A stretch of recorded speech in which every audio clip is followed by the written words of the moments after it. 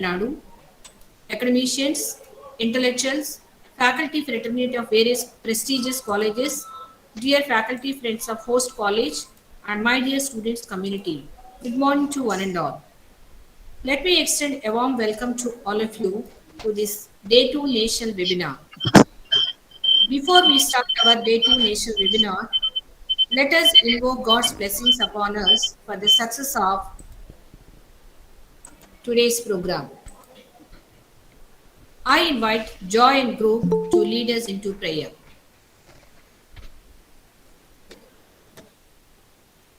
There shall be showers of blessings. This is the promise of love. There shall be seasons refreshing, sent from the Savior above.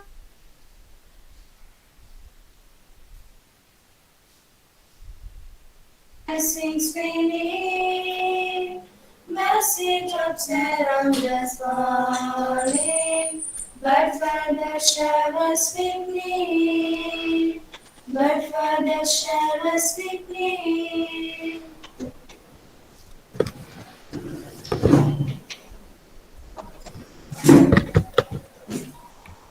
Book of Isaiah, chapter 41, 10 to 13 verses. Fear not, for I am with you. Be not dismayed, for I am your God. I will strengthen you, yes, I will help you. I will uphold you with my righteous right hand. Behold, all those who were incensed against you shall be ashamed and disgraced. They shall be as nothing, and those who strive with you shall perish. You shall seek them and not find them. Those who contended with you, those who war against you, shall be as nothing, as a non existing thing. For I, the Lord your God, will hold your right hand.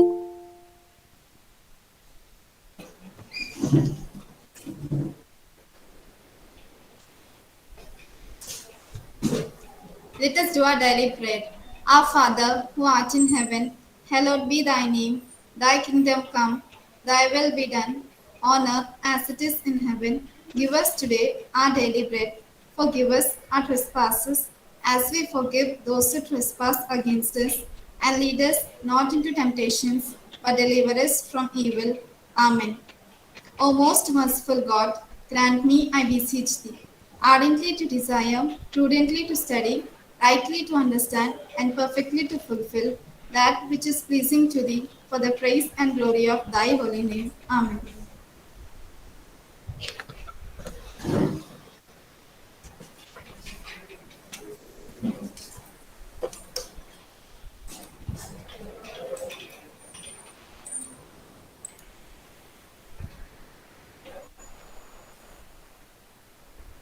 Thank you, girls.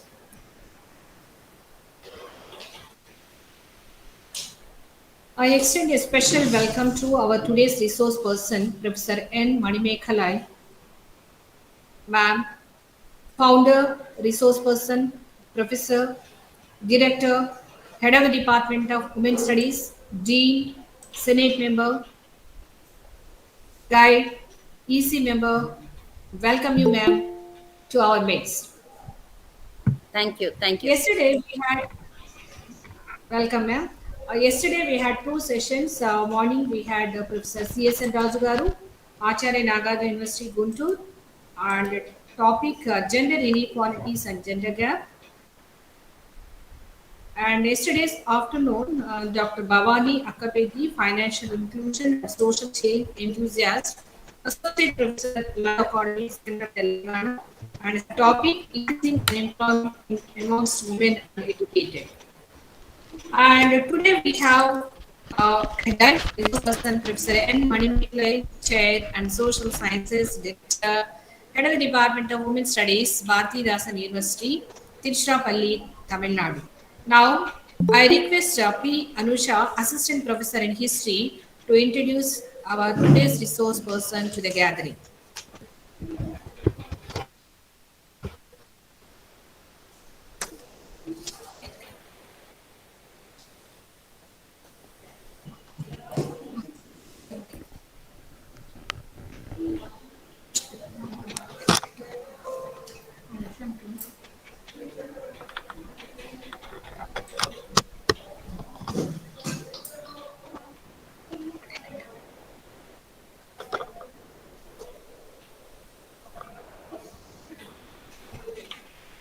Good morning, everyone. I'm Anusha. I'm Anusha, Assistant Professor in History from the Department of Social Sciences.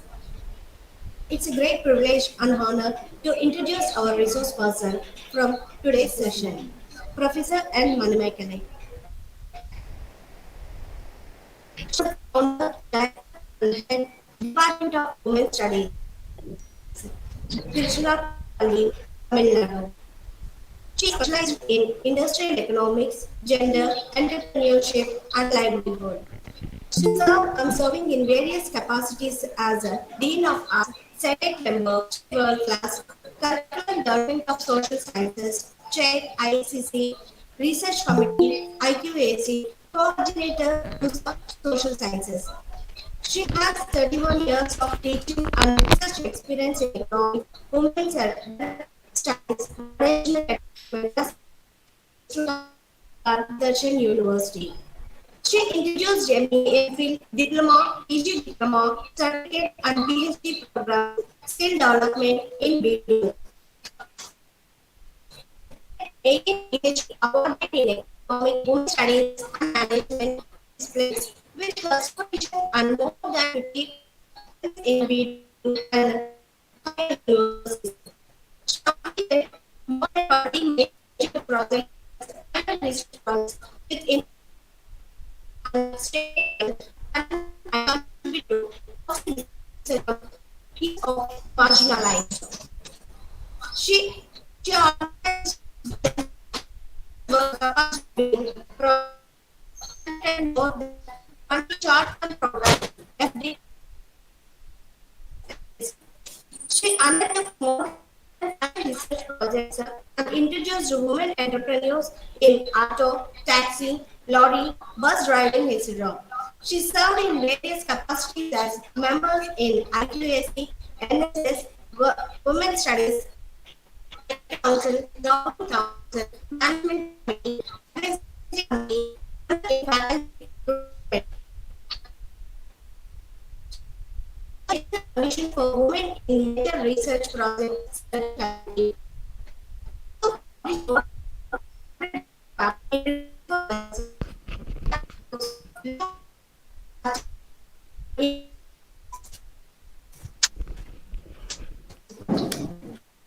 She's delivered more than 500 invited lectures on international invitations and boards including France, Malaysia, Singapore, Sri Lanka, Nepal.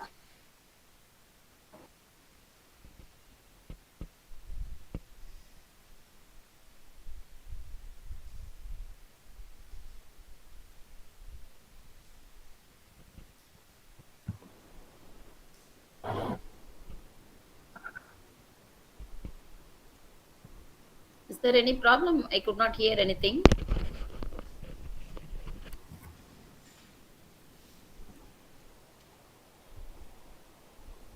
Shall I start?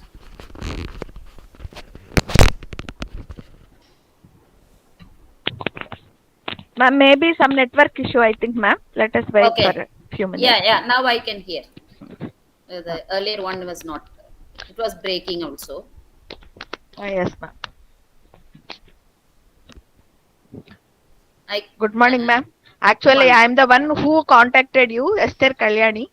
Oh, I am the one who very good. attended one month program. Oh, psychological counseling, gender Yes, sensitization. gender Okay. sensitization. Good. From that day onwards, I decided, ma'am, somehow or other, I want Very you to good. bring to my college that Very after good. one and a half years, God Thank graced you. on us Thank because you, you were Esther. here. We are That very was fortunate, ma'am, to that have was a you. wonderful program. No, we Yes, ma'am. Yes, drawn ma'am. So people much. across the Yes, ma'am. country. Yeah, all With so much attention, stalwarts. I wrote the examination, also final examination. Okay. Somehow I secured pass marks. Good. Okay. How Okay. was Neela ma'am, and all ma'am Yeah, in the everybody. department? Everybody is Okay. doing well. Thank That's you for that. Convey our wishes, ma'am, from our Sure. college. Sure. Thank you. Yes. We will start, ma'am. Little Yeah. issue was there.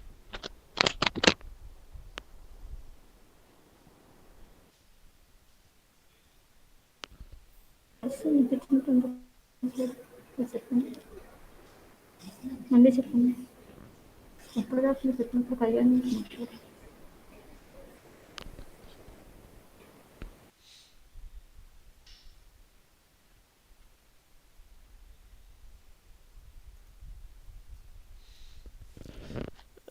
Shailaja madam, you continue, ma'am. Shailaja ma'am.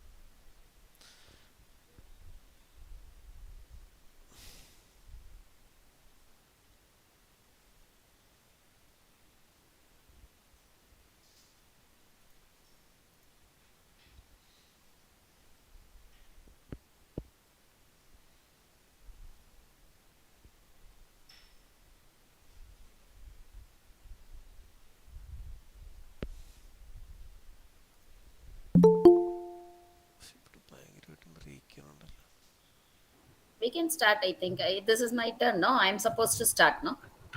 Or is there any other issue there? No, madam, that introduction, little No break is problem. there in No introduction. problem. It was done already. Can I Uh, can I start now? I can.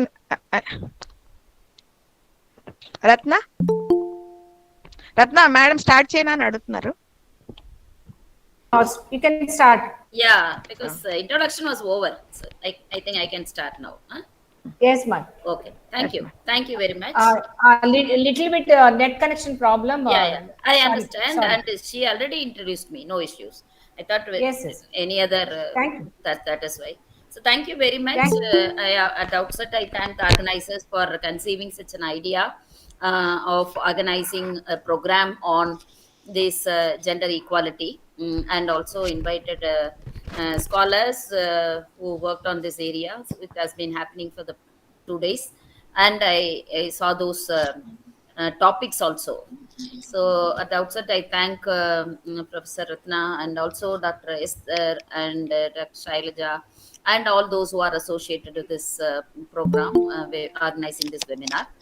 And my topic is gender equality is the prerequisite, quote unquote, a prerequisite for attaining sustainable development. So on the one, I think others can mute. Others can mute. It is disturbing me. Please, please mute. Ratna mute చేసుకోండి మీరు. Others who are talking can mute. Sailaja, please mute. Yes, yes. Thank you very much.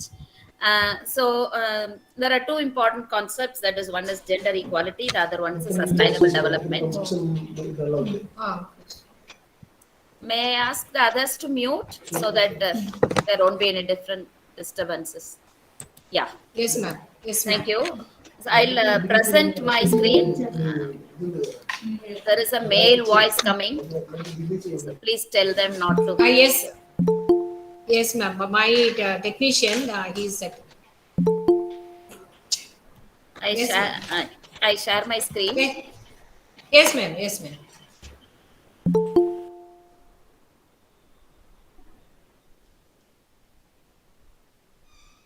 So this is gender equality, a prerequisite for sustainable development. Please ensure that the screen is being shared. Anyone? Sometimes it doesn't appear.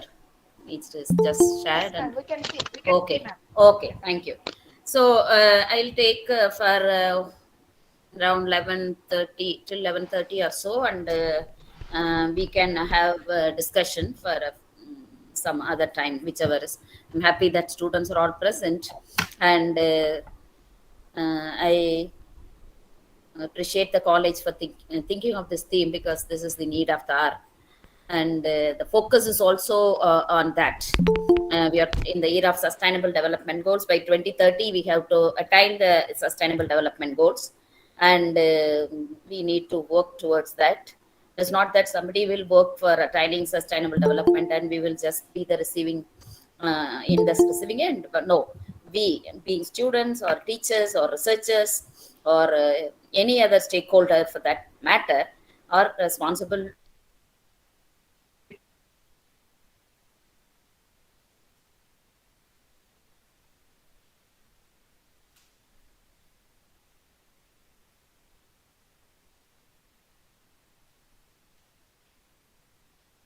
I'll start with sustainable development, the need and all, and then move on to gender equality and how gender equality is connected to the sustainable development. I've been moving the slides, and if it doesn't move, please inform me, because sometimes it occurs when I did my presentation in other fora. So, need for sustainable development. Here we have three component: the over exploitation of natural resources, scarcity of resources, and climate change. Three important issues concerned with the resource management, and it is the first and foremost is the over exploitation of natural resources. It is needless to say, I'm also the professor of economics, and here students and teachers from economics are present. So we all know that the natural resources is being over exploited, and we have the Philip curve, trade-off curve, saying that development is required for certain point, and beyond that, if you over exploit, then there is a need for trade-off, so whether development or environment. So till certain point we have to compromise the exploitation of resources for the sake of development.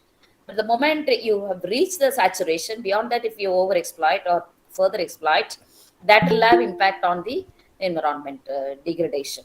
And we have to additionally invest or doubly invest on protecting the environment than contributing to development the respective resources which you had already done it. So this is what I mean, the over exploitation of resources. So because of that, what is happening, a kind of an extinction taking place. We 100 years back, there were many plant and animal species, but they are now not found, and that is what we mean by the extinction. So 1 million species on track for extinction, and the decline of more than 60% of the world's marine fisheries. It is not just 10% or 20%, but 60% of marine fisheries. So that is a huge loss. That is because of the kind of environmental degradation you are making, and putting pressure on the natural resources, particularly on the ocean and the river resource, water resources, water bodies that have save over pressurizing the marine species. And the second is a scarcity of resources. This is part and part of economic discussions, where food production needs double over the next 40 years at a time, when almost 23% of the world's agriculture land has been degraded. So, and what is the issue now is there is a decline in the cropping, cultivable land. Most of the land which otherwise were available for cultivation have been diverted to non-agricultural purposes. And second is the existing land also is being converted to, even the cultivable land which were meant for food grains production, now converted into or diverted to non-food crops, for commercial crops. And third is that there is a general decline in crop cultivable area due to failure of monsoon, or the flood, or other natural catastrophe. So food production self uh,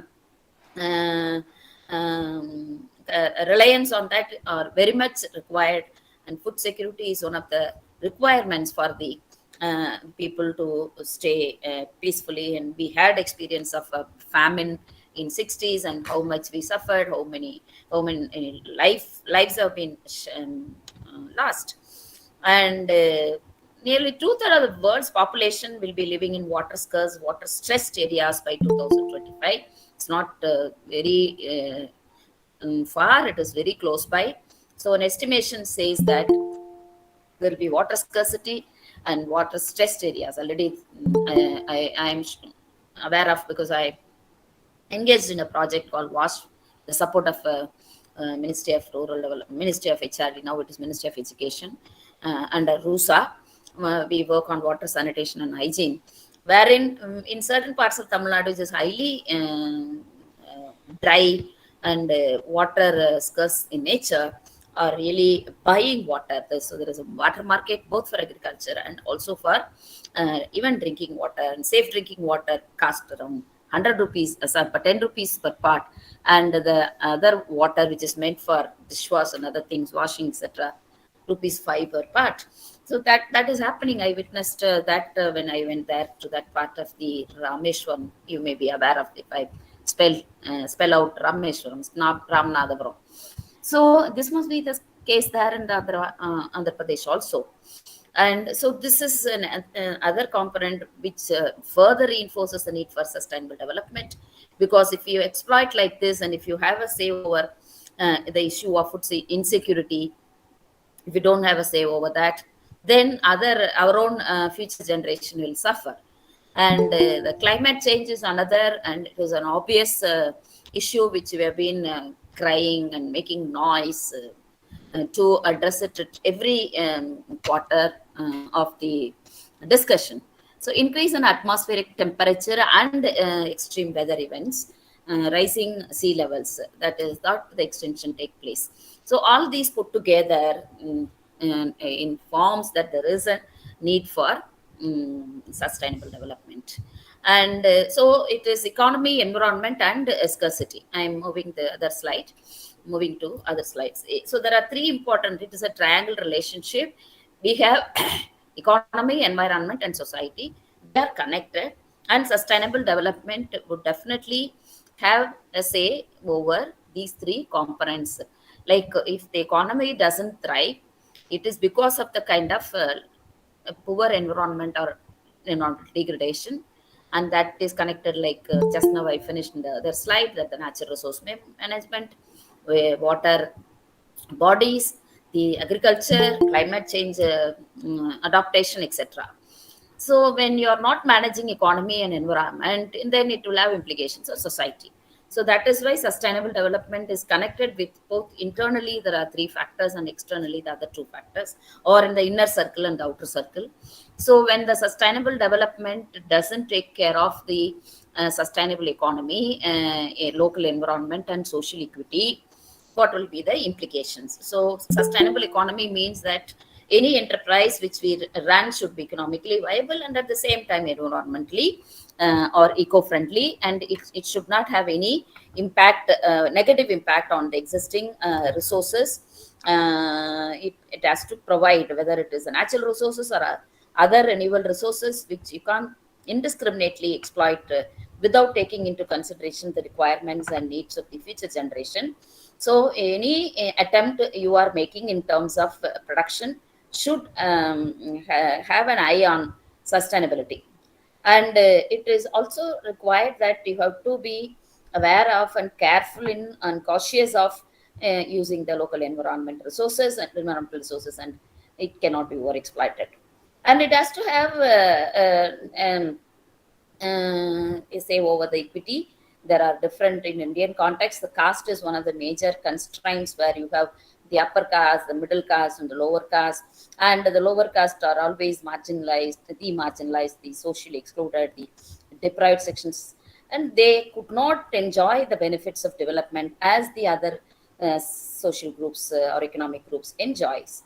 Maybe they are the tribal community, the scheduled caste communities, the people who are still on the margins, even the working class who are daily commuting from one place to other to get wage employment, and sometimes they return without employment. So social equity it has to have a say over this, and sustainable development is possible when you distribute the resources such that everyone gets the equal share, and there should not be any discrimination or biases. And this also has a further implication on, say, for example, sustainable economy, on natural environment and renewable resources. And you have to also focus on social inclusion. I just informed that there are deprived communities, both economically and socially, and they should be the priorities in all the developmental programs or interventions.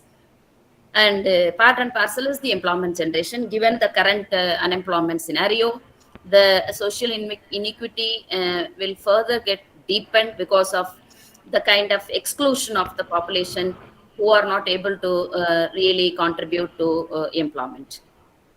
So this is one area which needs to be, all these three put together should be attended: the economy, the environment, and the society, and they are connected also. So any gap which you haven't attended there in the economy will impact on environment, environment will impact the society. So they are the cycle which, if they are prospective, it will be virtuous cycle. If it is not other, it will be vicious cycle. So based on these two philosophies which I have just mentioned, that is the sustainable development and the connection of economy, social, society, and environment, the UN has come out with the sustainable development goals. You all know the history that I think some of you please mute. They work. We had this by 2015 supposed to attain the Millennium Development Goals, but we had the 7 goals, but we could not. So immediately, the countries, partner countries in the UN discussed and came out with suddenly this one, 17 goals, Sustainable Development Goals. And there are regional issues, whether it is possible for all the countries in the world to attain all these 17 goals by 2030 is again a question. But at least by setting some goals, we are moving towards, and thanks to India, government of India, it has already created scope for the sustainable development goals, and devising the path to attain it. So you all know, must be aware of that. So it starts from no poverty to zero hunger to um, good health and well-being, quality education, gender equality. So this is what we are going to discuss in the fifth goal, clean water and sanitation, which we are working. Even I was talking about the major research project on that is done by the social sciences department, and I'm the coordinator there on WASH. Then affordable and clean energy, decent work and economic growth. This is again the eighth goal is also very important. The context of the fundamental principles and right to work. And we are going to have an ILO workshop on 3rd and 4th March, and you can also join whoever is working on the area of work. The fundamental principles of and right to work workshop.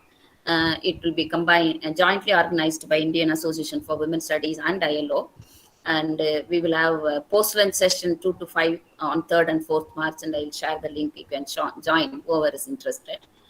And industry, innovation, and infrastructure. So this is the era of looking for innovation, and even if you are thinking about any enterprise, startups, etc., if it is innovative, that will capture better. Then reduced inequality. So all these will contribute to reduced inequalities, whatever the 8 goals we have been talking about. And sustainable cities and communities, responsible consumption, production, climate action, life below water, life on land, peace, justice, and strong institution, partnerships for the goals. So entire 17 goals have also had 169 targets set for each goal. You had set targets, and all these 17 goals are not just like that had come. It had been discussed, and a series of discussions were held among member countries, and they arrived at this. And it's holistic and comprehensive in terms of not leaving anything. So the very focus is not to nobody should be left behind. So everybody should be there, inclusive, and part and partner of the development.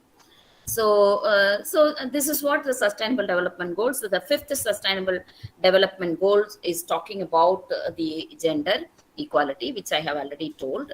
So in this, I came again. This is UN statistics. I have drawn from that. The fifth goal is to. I only wish that the slides are moving. If it is not moving, please inform me.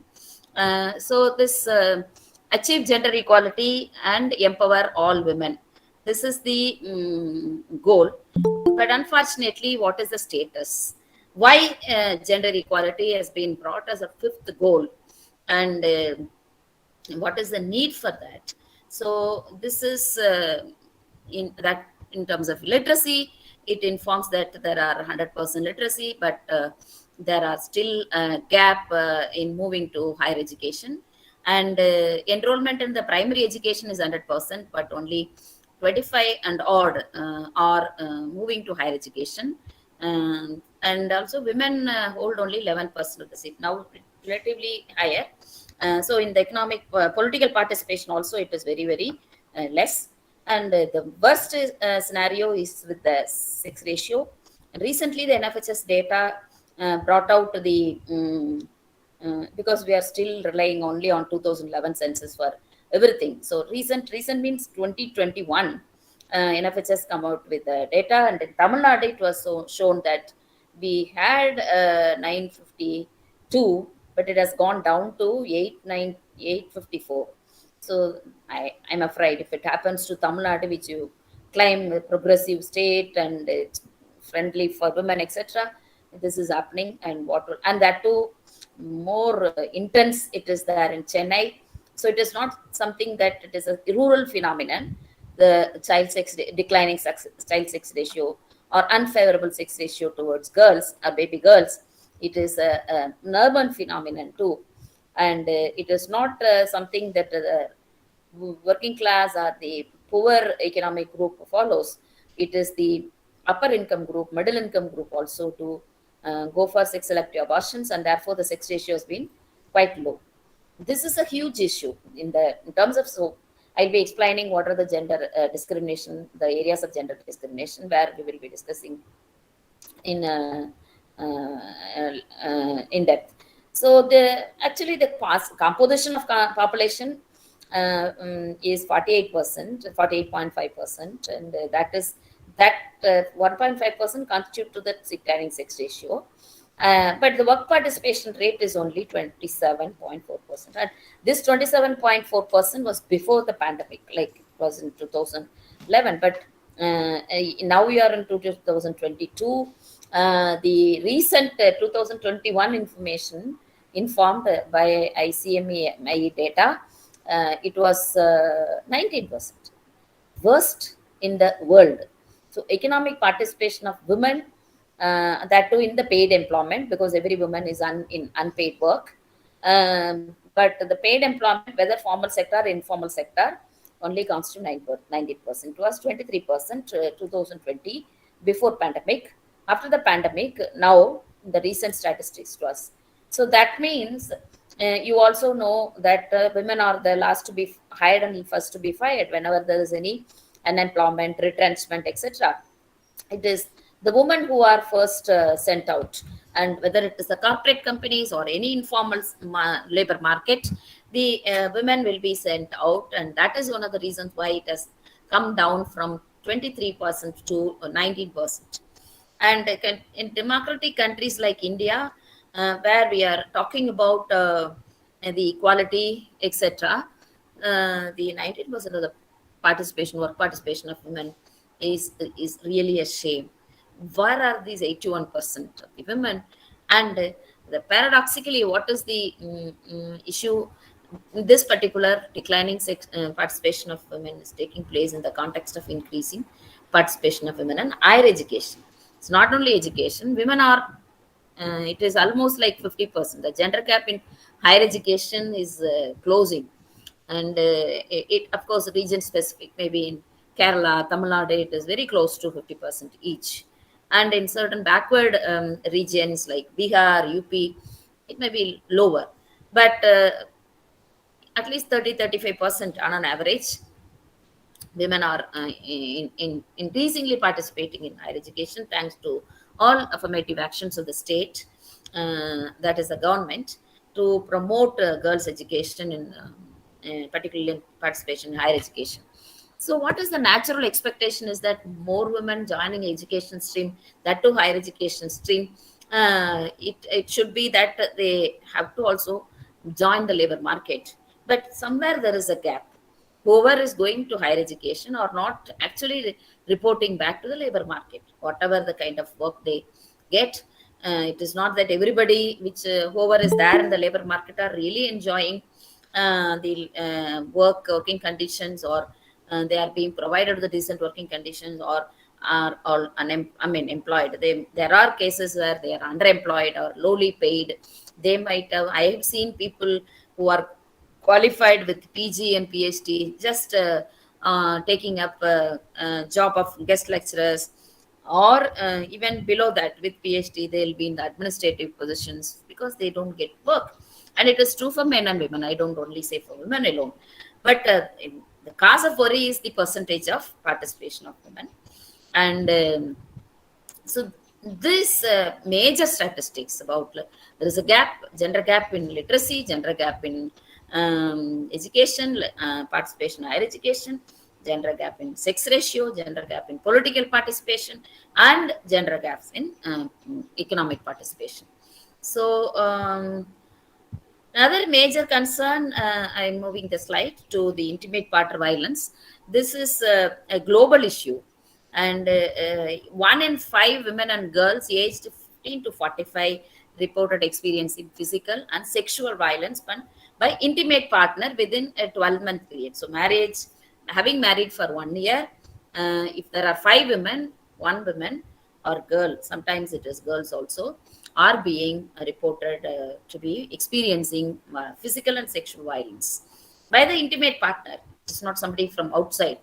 And 47% of the women and 6% of the men face homicide victims worldwide, internationally killed by an intimate partner or family members. And here in the context, in Indian context, it is the honor killing also.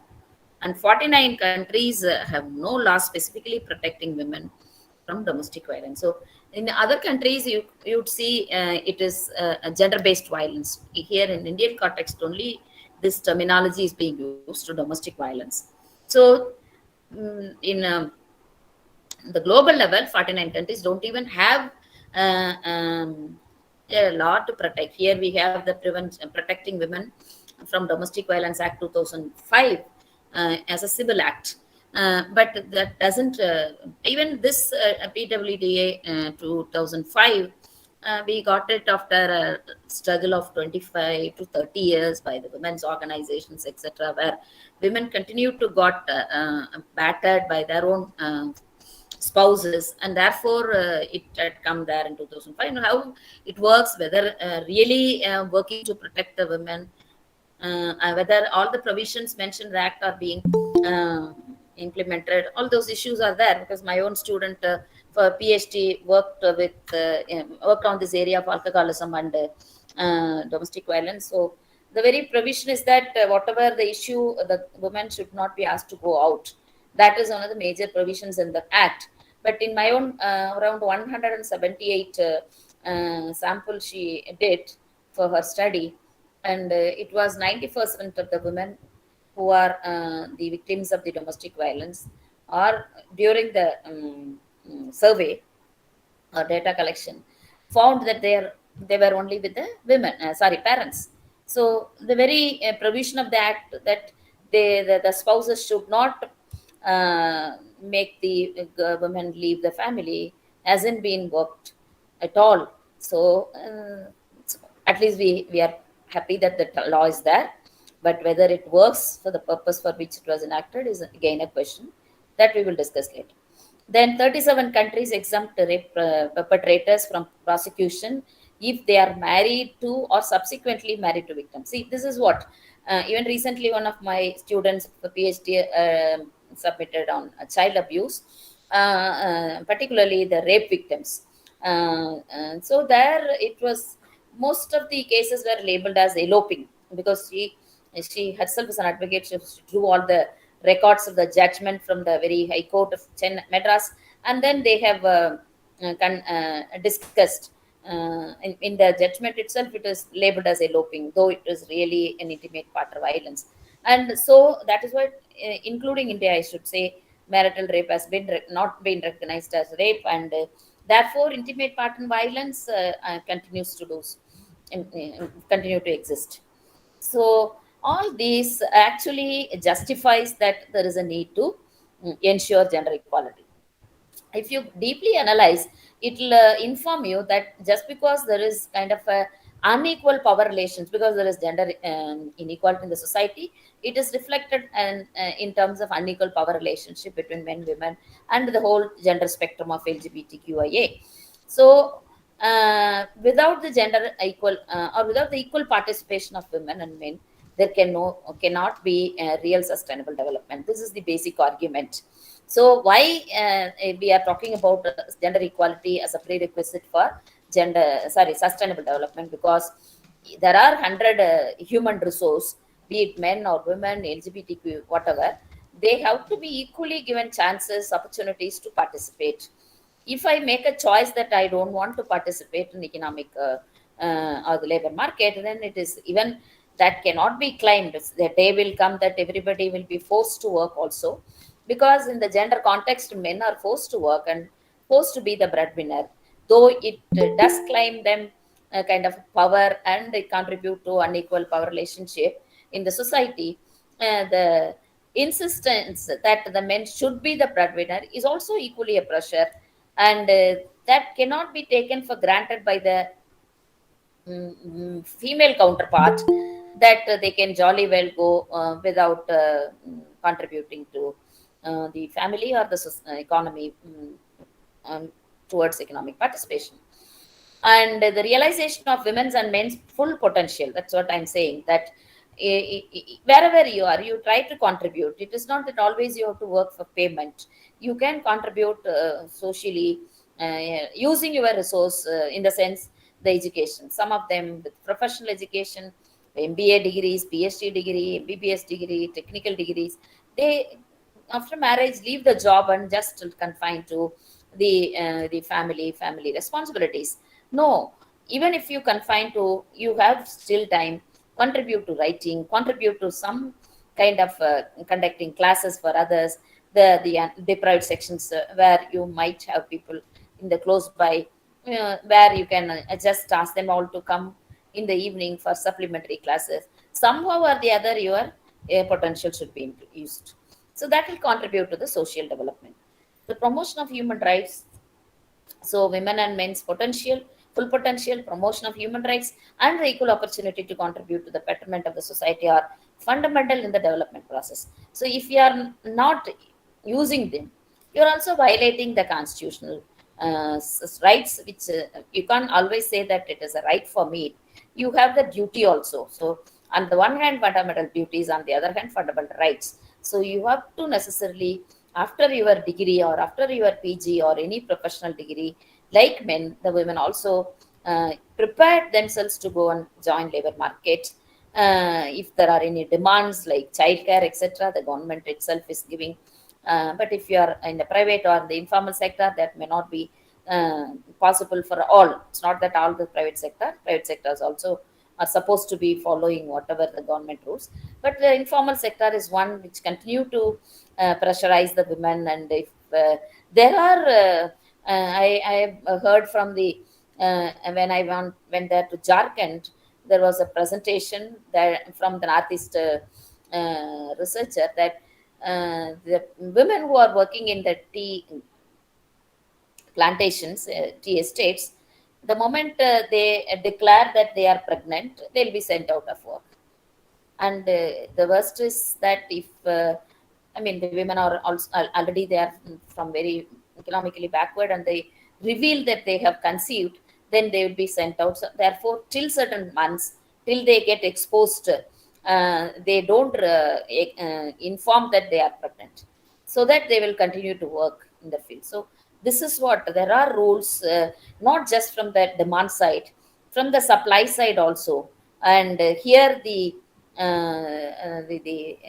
capitalists, the estates, the tea plantation employers, they stipulate this because this will reduce the productivity. Their connection is that once the woman is pregnant, it will reduce the productivity and she may not be able to contribute. Therefore, they are banning the women who are pregnant to come to the labor market. And therefore, how to take care of these things? This 1 year maternity leave is being declared now, government of Tamil Nadu, and how this would be taken by the employers. If it is positively taken, well and good. But unfortunately, employers will take in this perspective: oh, if we hire women, we will have to give 1 year maternity leave. So where is the scope for them? What will happen to my profitability, my productivity? So that is what they say. And therefore, sometimes, even if it is the biological responsibility of women to reproduce, but it is a social responsibility to reproduce also. Without the women, fertility of the women, the society may not procreate, and it is very much expected that the women are supposed to procreate, reproduce, and therefore it is a social responsibility too. And therefore, they have to consider this in whatever the promotion or the policies they design. And what is the rationale for this? I just started with the proposition that gender equality is a prerequisite for science, sustainable human development. So it is related to gender equality. If it is not attained, how sustainable development itself will be suffering. So the moreover, way back in 1995 itself, if you refer our UN Human Development Report, gender equality has been included, and that time onwards we started getting this gender development index, gender inequality index. Earlier we had only human development index, HDI, and 95 onwards gender has also been included as a mandate, and therefore we started getting GII, gender inequality index, gender development index, GDI, and therefore it is a long-standing policy commitment. And the gender inequalities affect negatively individuals and society as a whole. So when there are 100 or 100% human population and 50% women who are not getting equal opportunity to participate in literacy or education or economic participation or decision making position or leadership positions or in politics, then there is inequality. That is, it's a natural discrimination also. You are supposed to provide all equal opportunities, both men and women, to all the 100% population, but you are not doing. And men are participating 86%, but women are into 19%. Means, see the gender gap in economic participation. Why this? So this is what it is called the inequity in the society. And leave alone the responsibilities of childbirth or child care, etc. And it is also like 10 months carrying and taking care of the child after birth also, only during the breastfeeding, etc., will be the responsibility of the women. Other times the men can also share, or other members of the family can share, but it has gone to the minds of the society, that people in the society, that childcare, entire childcare is the responsibility of the women alone, the mother alone.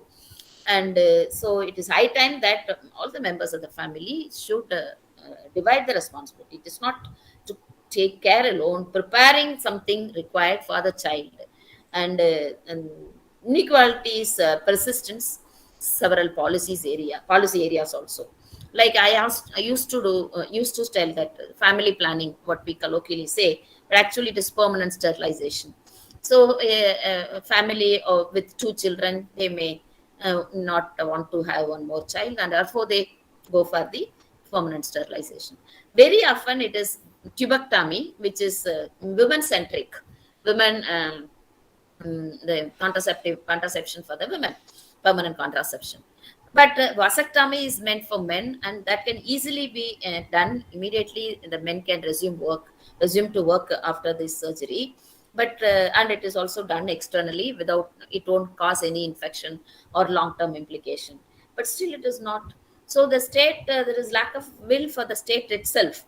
And though I don't say that the policy is not there, policy is there, but implementation of the policy towards calling the men to the folder of the unequal family planning is very much missing.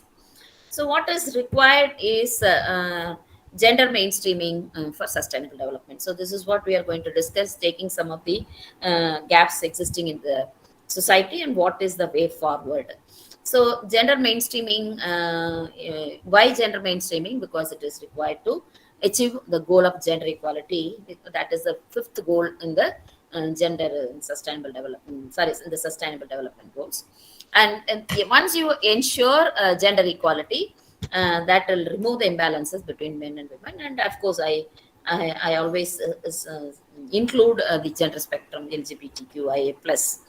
We are now have done with some kind of provisions for transgender, and now the intersex people are also making a claim that they have to also be provided with all the needs which are required. and medically there are advancements taking place, so the people go and undergo surgery and inject hormones to get into the kind of gender they are making choice. People at the heart, so in this gender mainstreaming, people will be the center. So it must be people centric, decentralized, inclusive of grassroots population and their needs. Any policy which is being enacted should get the voices of the grassroots people, their needs, etc. And that gender mainstreaming means gender equality is ensured already, and therefore it lead to better government. Make full use of human resources. That is the main area of concern. And like I said, 90%, so 81% of the women are in unpaid work. I don't say that the women do not work; they do work and they do engage themselves, but only engage in unpaid care work. And very often, since you are employed, engaged in unpaid care work, your work is not visible, your work is not recognized as work, and it is unpaid, unaccounted there in the national income, and therefore your worth, the women, the worth is not recognized. If you are putting the same kind of work outside in the labor market, you will be paid for that, your work will be visible, you will be recognized, you will be accounted, your work will be accounted in the form of salary, whichever wage you get, and the people will also be recognizing, and your needs will be figuring in there in the policy. Since you confine to four walls and engage continuously with all the household work, nobody is realizing what kind of issues you face in engaging yourself in the unpaid care work, and therefore nobody is presenting the kind of issues that to the policy, the politicians, the policymakers, and therefore it doesn't figure in. Thanks to the pandemic, for the first time, the frontline workers, including these women in the unpaid care work, also got recognized, and there was a proposal of rupees 500 to be uh, transferred to these women. And recently government of India also in the last election announced rupees 1000 rupees towards every month to be paid to the women who are homemakers. Government of Goa has already been doing with 2000 rupees for homemakers. And so this is one way of recognizing the unpaid care work.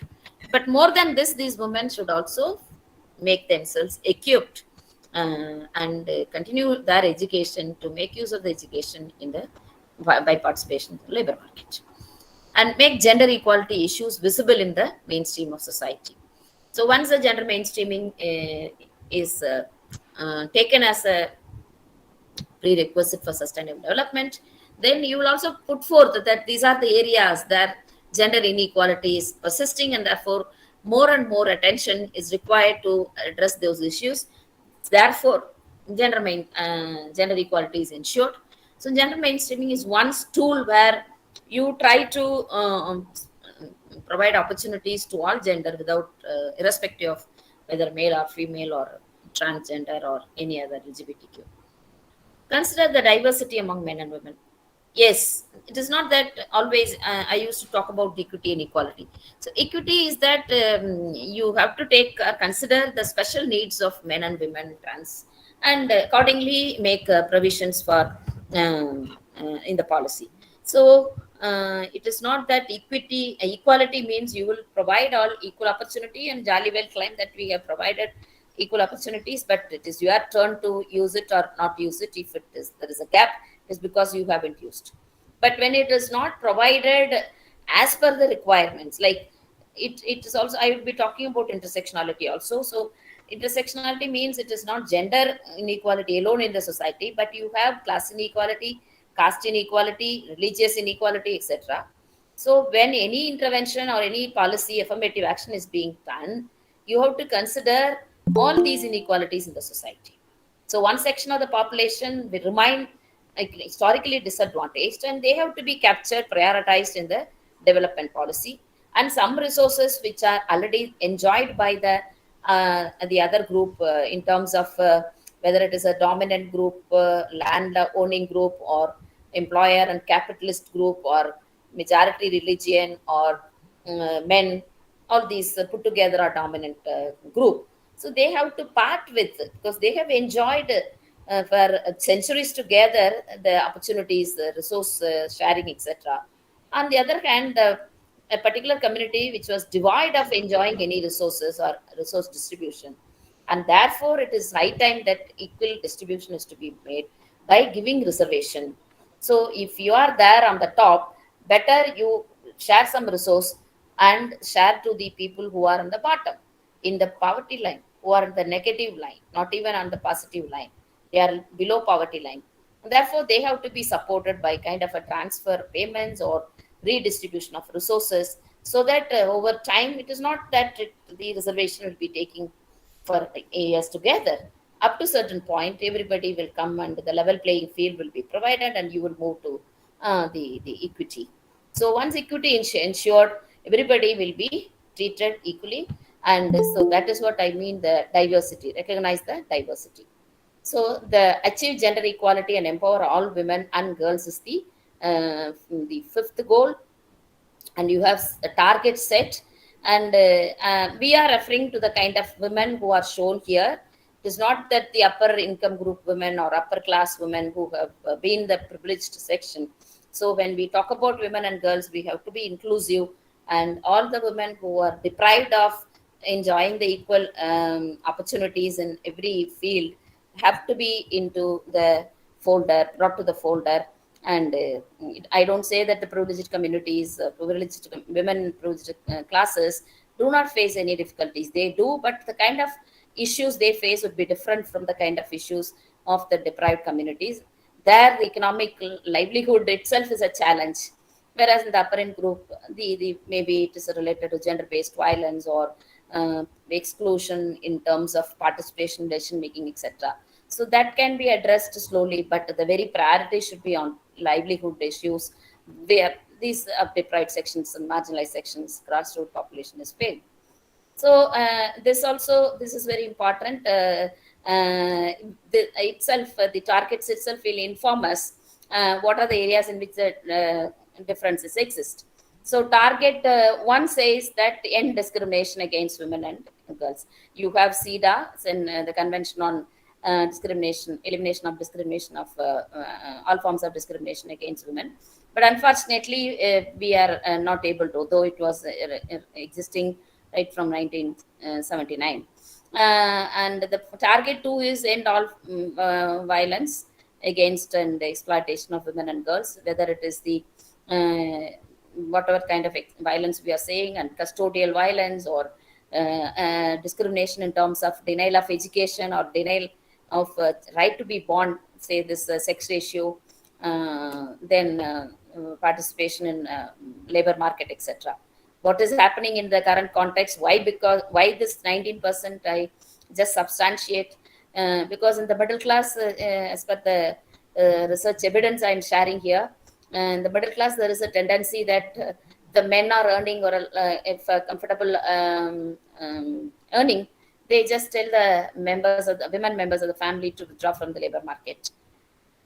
They might have been a professional degree holder or any other degree, but they feel that okay, it's better you stay back at home and take care of the child family. It is me who will be taking care of the economic needs. So this is what the kind of a trend, though people are joining the education, higher education field, etc., they are not actually contributing in the labor market because of this tendency. This is one of the reasons why there is decline in labor market, and of course unemployment itself is one. And the other grave issue is that informal sector participation. A woman who is just conducting an idli shop or a tiffin center in the morning or in the evening on the street end is not counted in the national income, because it is informal. She comes and she conducts that, runs a shop, take that money and spend for the family. But she, in the employment records or self-employment records, it won't be found. Similarly, a woman who is going to a domestic work as very often she just goes and there spend to hours. If it is 2 3 households, it will be 6 hours, and she'll be earning around 10,000 from 3 households. and it doesn't get counted at all because those income she gained is not being reported to the labor market. And so wherever there is a factory kind of a thing where the distribution of wages is being counted, and therefore the income national accounting will count. So women's participation is low, because of these reasons also, where the accounting is not done of the two important areas which I have mentioned, this both in the self-employment and in the wage employment. And value unpaid care and promote shared domestic responsibilities. This has been there in almost all the discussions. So when you are sharing the responsibilities, it is not just sharing the responsibilities of the household, you're also demonstrating to the next generation that it is their duty to share the responsibilities.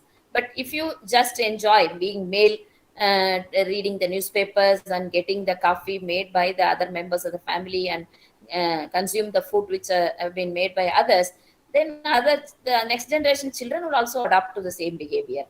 And the same thing, like women will be continue to toil themselves in the kitchen, prepare everything ready for the women, whether they are going out for work for paid employment or continue to remain as homemakers.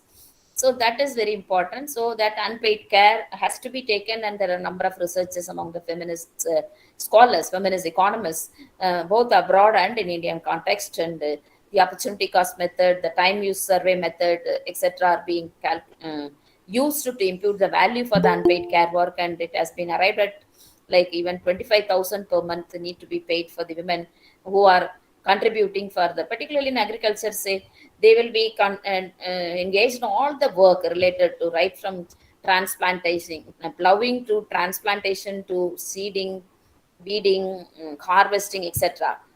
But there won't be any wage paid for them. Their labor is being contributed. Even above the wage laborers, they will be working in addition to attending the social reproductive activities, that is preparing everything for other members of the family to regain energy, be it cooking or cleaning or taking care of the animal husbandry, and also going and contributing in the field, processing all the agriculture produce, packing it, loading it for the market, everything these women will be engaged in.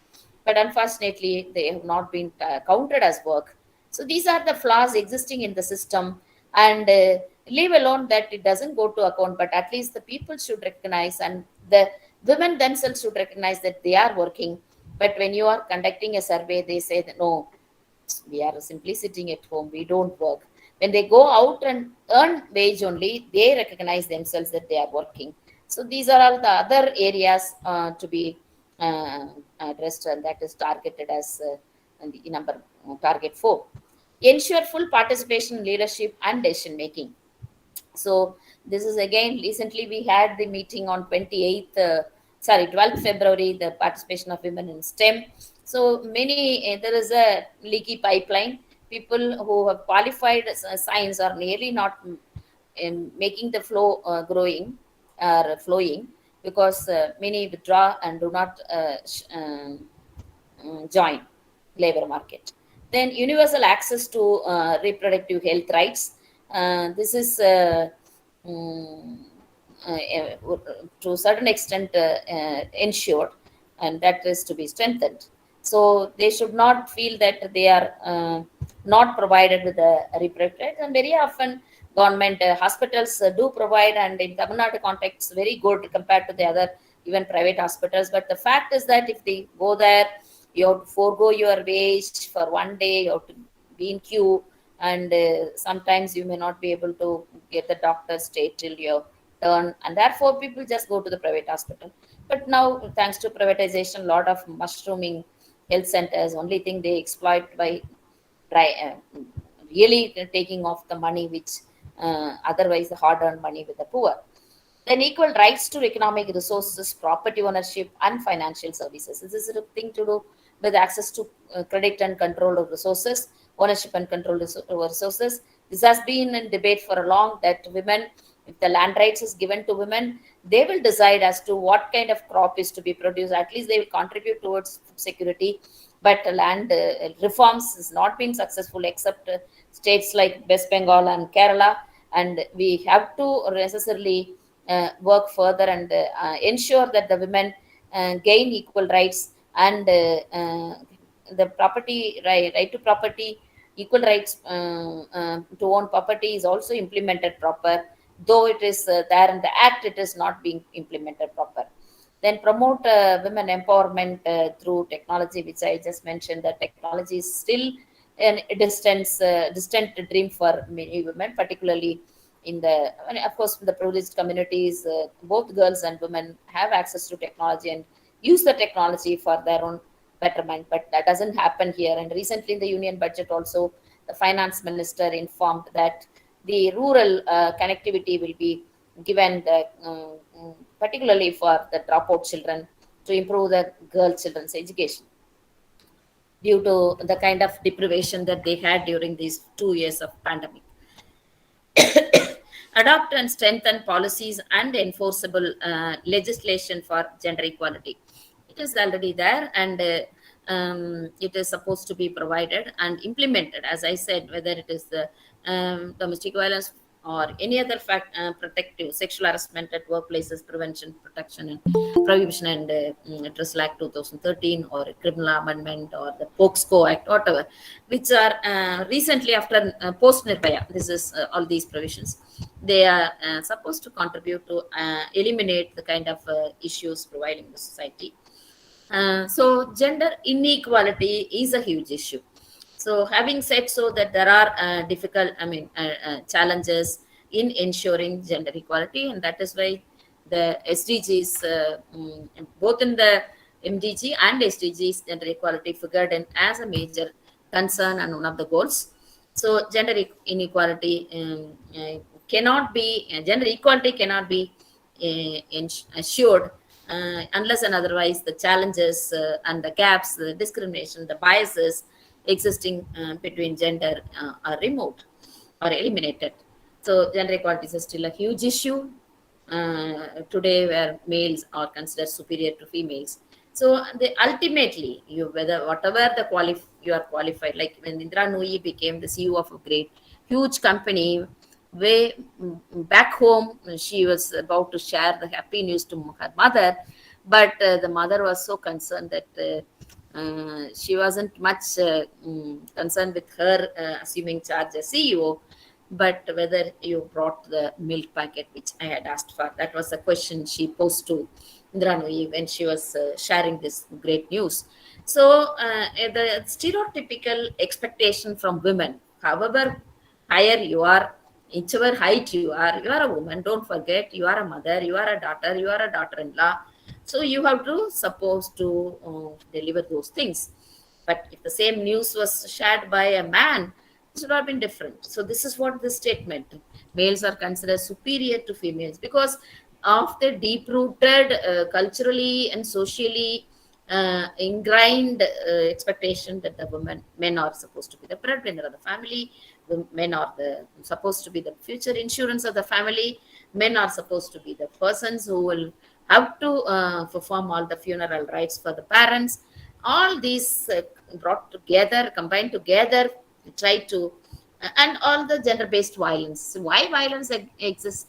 Because of the man. It is all because of the man. I mean, and the gender inequality existing in the society, and that manifests into the gender-based violence. I think every individual in the society should understand that only because of the kind of gender inequality, gender bias, gender discrimination in the society, the kind of violence that the women face in the society, and if the men also face, means that is because of the entire intersectional variables I have already paid, because there is class inequality, caste inequality, and religious inequality, and that in one religion they feel that they are superior, in one community they are feeling that they are superior and they can boss over the lower or make them as inferior, be it Dalit or scheduled caste, or be it working class or the lower income groups. So the capitalist or the employer always feel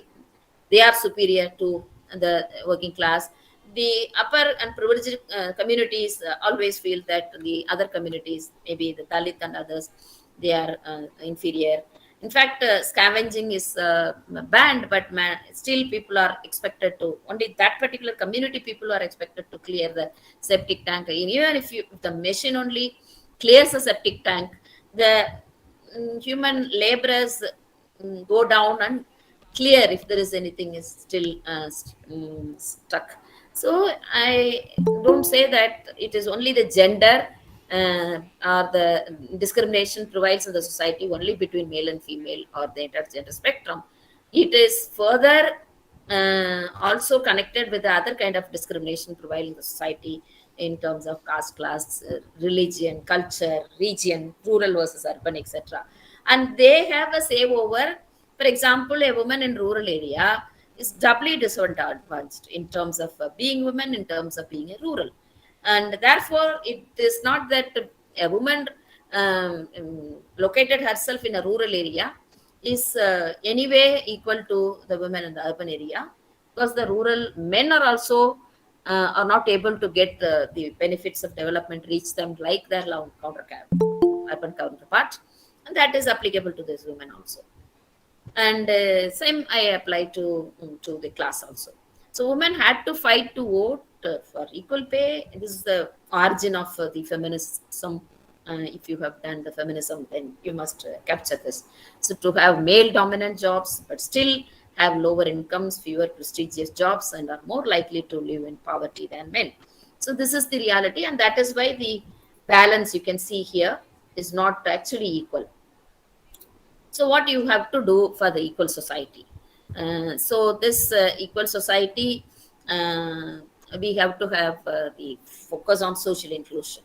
So the social inclusion includes the deprived sections of the population in terms of class, caste, gender, religion, region, and culture, etc. In certain communities, they have been historically deprived of in terms of lack of resources, lack of opportunities, lack of rights, lack of space for them. Even temple entry was there; it was prohibited for certain communities. They are all the very grave kind of discrimination that the society face. And there are certain contexts where women are prohibited to use all the space. So they get excluded during their menstrual cycle. They are not allowed to. So the scientific perspective, the scientific aspect of menstrual hygiene, menstrual cycle is not actually. So what I'm trying to here say that we have to aim for the equal society where no kind of discrimination or biases should exist, and how it could be eliminated. So there, that is because I mean connecting the individual capabilities versus the institutional impositions. So it is always like I have the capability, and being a Dalit woman or being a rural woman or being from the lower income group, I have always been discriminated compared to my counterpart, being an privileged community person, being the other communities are the forward communities, socially economically forward communities, or upper caste, and also upper class, a woman who is employed in a very decent salary, and I am being the wage earner or I am being the lower income group, I may not enjoy the same like my counterpart who is in the upper income. And similarly, religion wise, majority religion versus minority, and rural versus urban, etc., etc. So this is what the capabilities. It is not that the rural women, rural men do not have the equal capabilities like urban counterparts, but it has gone into the minds that okay, he is from rural, she is from rural, she may not be aware of it. Or rather, here, similarly, the upper caste, upper class, you will spend lakhs of rupees for coaching and make the children attain high marks, and they will be into professional course. Whereas in the rural area, they will be very, very deprived of, they may not be able to spend. But still, these children also equally competing and scored and contributing, I mean, participating in the higher education, in the technical education, in the professional education. So it is what is required is that the institutions, social institutions, what are they? The family. It starts right from the family, education institutions, the market, the law, the state, the media, the culture, the and the whole lot of epics, literature, etc. So all these put together should also behave such that it won't discriminate. So it's not that gender equality be ensured by just telling a man and a woman, but the whole lot of social institutions which I have just spelled out, which are connected with the women and men in the society, which are supposed to be devising the policies to be followed, the norms to be followed, the rules to be followed, etc. So, removal of institutional barriers and enhancement of incentives to increase access to diverse individuals and groups to development through the institutions, through the collusion, like it is a partnership with people. The institutions are there, that is whether it is capitalist institutions or anything else, they have to be in a partnership with the organization. So having said the kind of issues that are kind of argument for the need for gender equality, I further reinforce by bringing the kind of issues that are prevailing in the society, that is gender socialization, and they can be listed as gender discrimination or gender biases in the society. The major concern is gender socialization. The gender socialization itself is discriminatory. You socialize a man or a boy in a way, whereas the girl and the um, woman in a different way. So there are different socio-cultural norms. And sex ratio, I have already told, it is a grave issue. Now it is going to be below 900, and it is really an alarming issue. And if you allow this to continue, then what will happen in future? It's already happening. And in certain states, they are not able to get brides within the state, and they go and marry the state brides from other states, girls from other states. And worst is, like Draupadi, it is the same girl is being married by brothers. It is happening. It was already reported by Kalpana Sharma, who is the columnist in the Hindu, way back in 2012. That is happening there in Rajasthan. So it may not be. Similarly, the genital mutilation, it was a foreign phenomenon earlier, but it's happening in India also. So if it continues, then what will happen? What would be the kind of issues we foresee? So this will be what I say. There will be scope for frustrate commercial sex work, because 100 and odd men will not get and brides for their marriage. If at all, some 10% of the men are not interested in marrying, so after 10% also you have 90%. So 90% of the men, here the girls, I don't say that all the girls, 900 girls who will be present will also be interested in marriage. Some 10% again, they will remain unmarried, single women, etc. So there will be a gap of 10% still. So, if this 10% of the men, if they don't get a girl for marriage, what will the option? They will definitely seek for external sex, and that will give rise to commercial sex work and the flesh trade, trafficking, because you girls are needed for the market, and therefore I'm afraid whether all the girls in every family will be safe enough to stay. So we have to see in this perspective the very huge issue. Like, it's not just a declining sex ratio. In future, each girl has to have the protection, all right to protect herself and continue her living.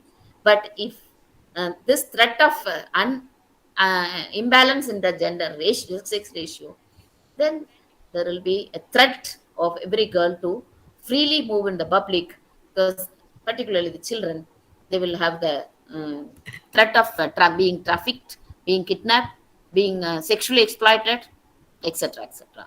So are we foreseeing, or are we going to encounter, or are we ready to encounter this in future when the girls are not safe in the public space? It's already there, but it will be worst if you allow the sex ratio to sustain like this, in this ratio. So it is high time that the sexual abortion should be given up, and strictly the law PNTT, PCPNTT Act should be where the doctor should not reveal the sex nor any scan centers. And above all, every individual, parents and individuals also should recognize that it's, it is, it doesn't matter whether I have a girl child or a female child or a male child. So that alone would ensure the sex ratio too. It is not that if the first baby girl means I'll accept the second baby girl, I always go and abort. No. And it is not that the doctors having qualified, so you will reveal the sex and force the parents to abort it. And the quacks, the unregistered practitioners, whether it's a scan center or abortion centers, that should also be regulated proper or should be banned. It's already banned, but it is still illegally working. And there are I'll just one or two mention and go, because you all be aware of that. These are the areas where gender discrimination or gender bias is existing. So it may be in nutrition and health. It will be nutrition health means the immediately attending when the girl or a boy is sick. Very often, I have witnessed that the girl babies will be given the home remedies first rather than taking to the doctor. But if it is about a baby boy or a boy, you will definitely report him to doctor. I don't say it's a class. It's a class phenomenon. It is like the lower income groups they so feel so. And it's also gone into the mind that the girls will withstand any kind of sick illness, whereas boys cannot. So this also contributed to this. So health and nutrition wise, malnutrition is more with the girl. Anemic at any point of time, it is 95% with the girls. And the pregnant women and the maternal mortality rate is huge only because of the malnourishment. So this is one huge issue. Then literacy and education. Here again, I have shown already that the enrollment in higher education, the limit education is good, but the dropout occurs right from the first standard, and the people who are completing the school education is less than half, and who are moving to higher education is still lower. Early marriage, dowry, domestic violence, patrilocal marriage. The marriage is patrilocal, that a girl has to move to boys' place or men's place. This is a huge issue for parents. Right from the beginning, they will invest on boys and do not invest equally on girls, whether it is education or in skill development or professional education, whatever. They will rather make the girls to go and do very ordinary kind of education, and even stop them from school, or offer them some tailoring and other such skill training, and get them married off. Their target is to marry them off, and the saving is done towards their marriage, their dowry, etc. So this itself serves as a hindrance for the recognition of the girls equally like boys by the parents, because they feel that this girl will go to another house, and whatever we invest on her will not bring returns to my family, and therefore let me not invest on them. And therefore there is a difference of education, gender gap in education, and the whole lot of the other issues, dowry, domestic violence.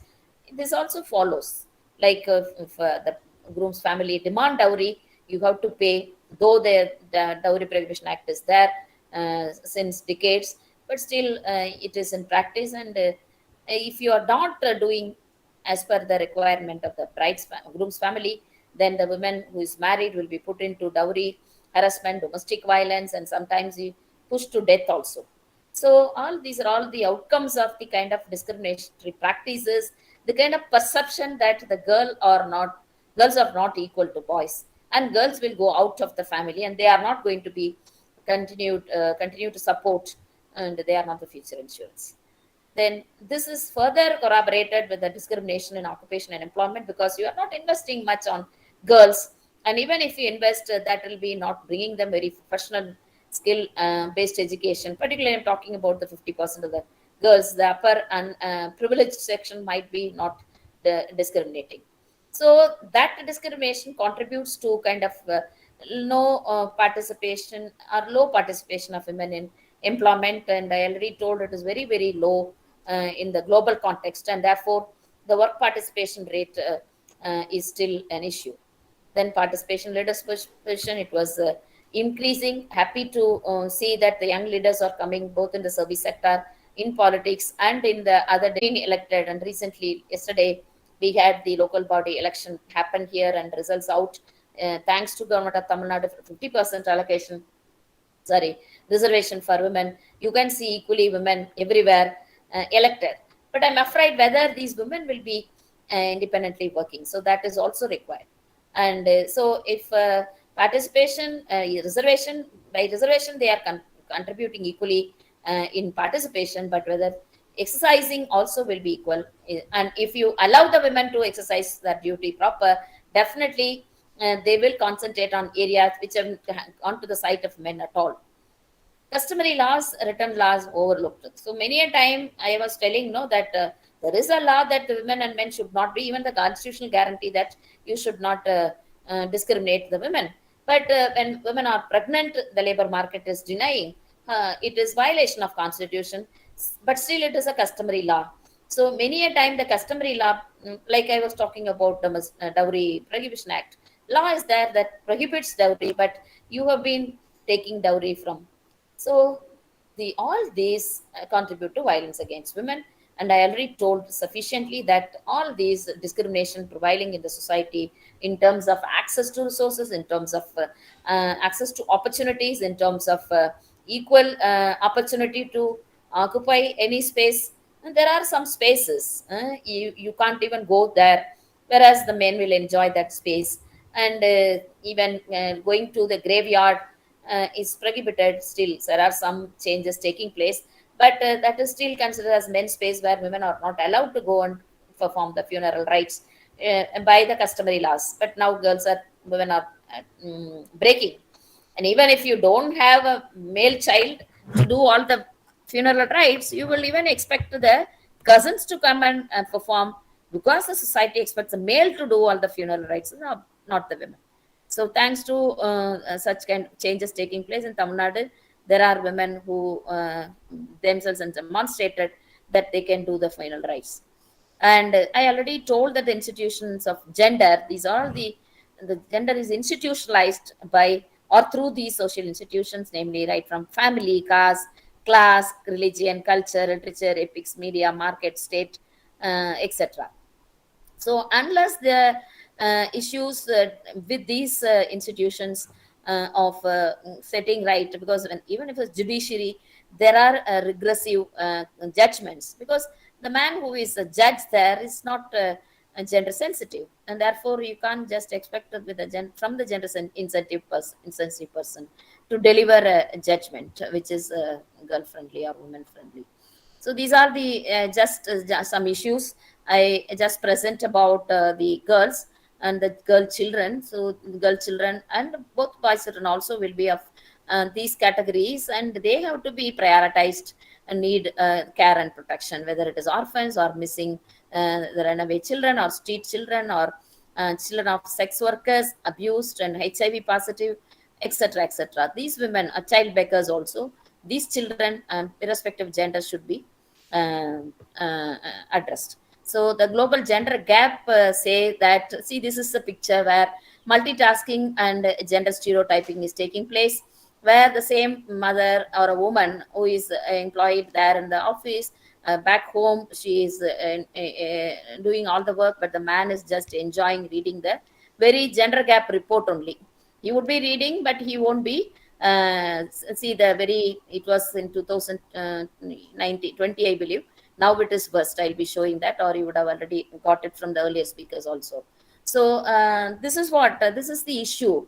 You have to attend the milkman who is sitting, you have to attend the kitchen, you have to also attend the other social reproductive activities, the child, the office work.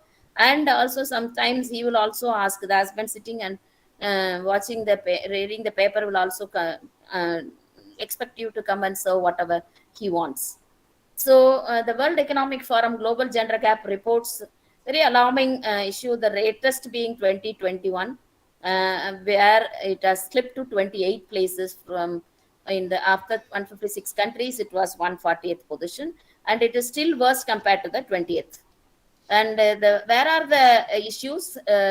Two important areas that fall has been very much pronounced. They are the political and economic participation. See in the statistics, I think you are able to see the slide which I kept moving. So this economic participation is just 3.33, whereas it was 0.40 earlier. And the other worst phenomenon is in political participation, that is 0.23, which is worst and slightly improved now as per the 21 census. So India has slipped 28 places in the World Economic Forum's global report, Global Gender Gap Report 21, and is now one of the worst performer in South Asia. Sorry to say this, and it is now ranked 148th. So let me also show that statistics. Um, that is compared to the neighboring countries, it is I think I had some, yeah. See, they are the top 10 performers. You can see Iceland, Norway, Sweden, Finland, Nicaragua. All these are all mostly socialist countries. And why this gender gap is low in these countries, that is also explained here. So the important message is that there is a drastic decline in terms of economic and political participation, though the India is doing better in terms of education and health. And it is like it was only 99.5 years to attain gender equality in the earlier report, but now it has moved to 135 years to attain equality. Uh, then this yeah, neighboring countries. This is the sorry state of affairs. Hope you are seeing the slide. If it is not, please inform me. um, so global gender gap in India is 148th, but at least see Bangladesh is on 65th, Nepal is on 106, and Sri Lanka is still better. Maldives is better, Bhutan is better. So we are only next to Pakistan and Afghanistan, but below these five countries, Asian countries, is that is what I say. It's a sorry state of affairs. And the progress has been made in certain areas which I just mentioned here. That is in the secondary education, gender gap is almost close. Similarly, in the areas of literacy, better. But the challenges remain in areas like as head of the state, only 17%, and 18% in ministries, and parliamentarians, global I'm saying 24%, and in India it is only 14%, and in as managers it is 34%. So still gender gap is there, and it is happening in 149 countries. And in and one of the 60 uh, in just 60% of the, sorry, 60% of the, I move to sir, 60% of the countries studied in a research, women have as much access to financial services as men. This is a good state of affairs. But in 42% of the countries, women have as much access to land ownership as men. That is again good, but still gender gap is there. So women spend double the time men do the household work and other unpaid activities. It is a known fact. And in the workplace, there are discrimination. You can see in software, IT industries, education, finance, manufacturing, corporate services, in all these places, women experience discrimination. And the statistics has been very startling in terms of even in the AI, means artificial intelligence areas, the gender gap still exists. And in the STEM also, STEM field means science, technology, engineering, and maths, it is still widening. And the share of professionals with skills by gender, again 70% are not with actual in US and India it is 72%. So where are we? We have to equip the women to just 30 and odd percent or 28% or with the skill. So it is necessary that other women also need to be. And the what is the way out? That is the, I think you are able to see the screen. Mainstream, what are the, it is called GESC, Mainstream Gender and Social Inclusion. So this is the way forward. I quickly run through. It's already 11:30. So quality of services and benefits of programs are required, because wherever there is a gap, you have to attend by the special programs. We have a lot of programs, and you must have listened to the kind of development programs for women and girls. So all these account for that, and the services should also be what I should say, must be quality in nature, and a legislation and a laws must be present. Surveys and assessment and recruitment and performance of human resource policies. Whether it is eco-friendly, I mean, women-friendly or gender-friendly policies, etc. Uh, the other areas which are to be prioritized is gender socialization. So we have to focus on gender resocialization, wherein the focus is to be like women are also equal, women equally deliver wherever their opportunity is given. So same set of skills, same set of focus in offering opportunities, whether it is education or skill development or enabling environment, whatever, technology, etc., etc., must be equally provided, and an equal encouragement also. It's not that you all provide this, but when end of the day, when you go to the labor market, people may say, oh, better hire a man who will be staying for a long and able to stay, don't take leave for child care, elder care, or family. So those things should not be there. So it is not just in the private space, in the public space also, whether it is a workplace or the politics or whatever. Declining sex ratio, I already told that is a priority, and I have highlighted the very, or rather emphasized the need for addressing this immediately. And also the second equal importance is the female participation in paid employment, and the unpaid care work burden should be reduced by equal participation.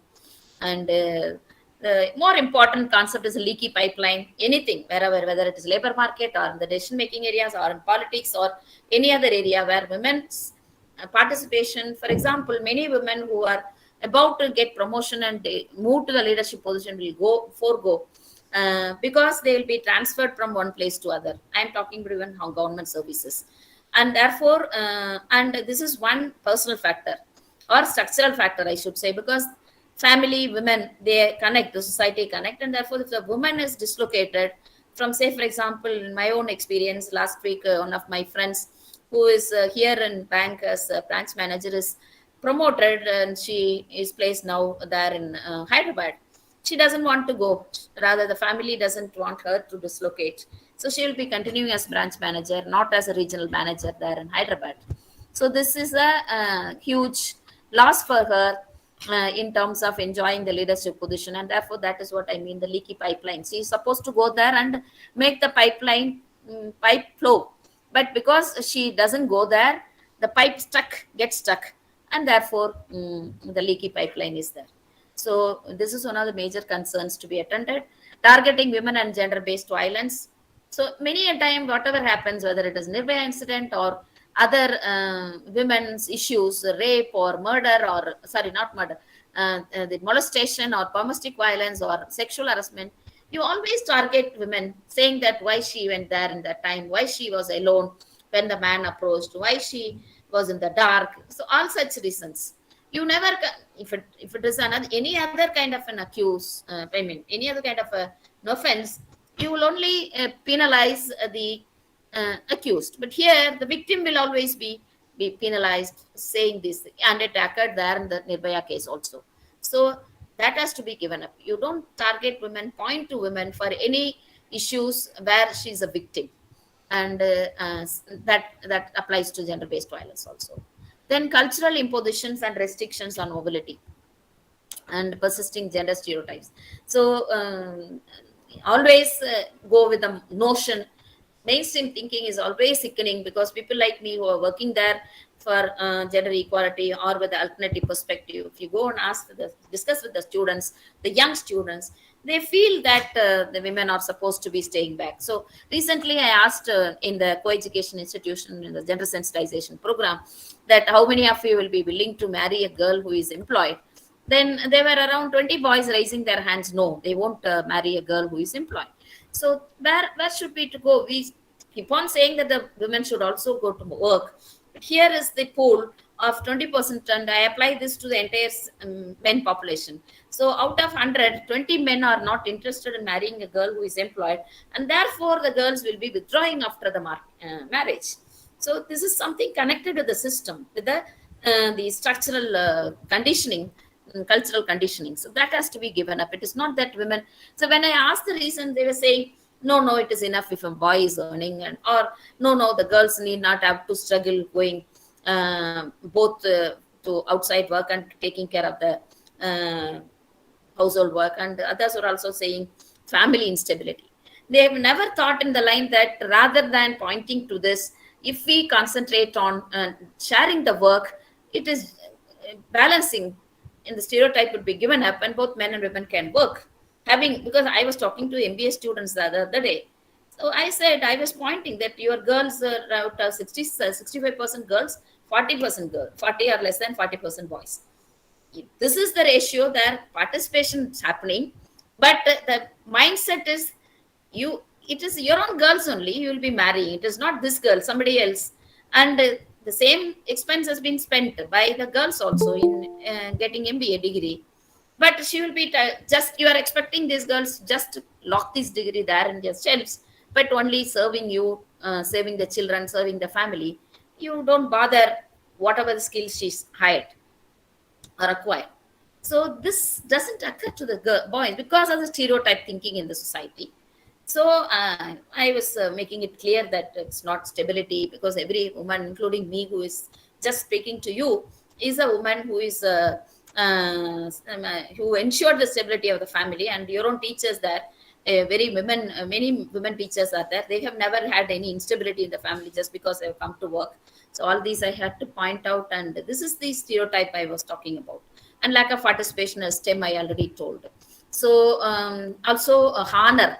You know about the women honor killing. That even before that, in some families, in some of the colleges, I used to ask this question, whether after the degree you will go to work. They will say no. And they asked, they said, no, no, in our family the girls won't be sent to work. So this is, they feel that it is below their honor if they go to work. And also if they go to work, the boys will work, and the other caste boys will disturb you and force you to work, and when forced to you to marry, etc., etc., the affairs will develop. So this is what they feel. Violence against women is again a phenomenon. I need not have to work, but the normalization of intra-household violence, like the discrimination itself, is a violence. You will provide more nutritious food by girl less nutritious food, and you justify it. So that is why the intra-household and wife beating is taking place, and the children are witnessing. And if they grow up, they will also say, oh, my father was beating, so I can also beat my wife.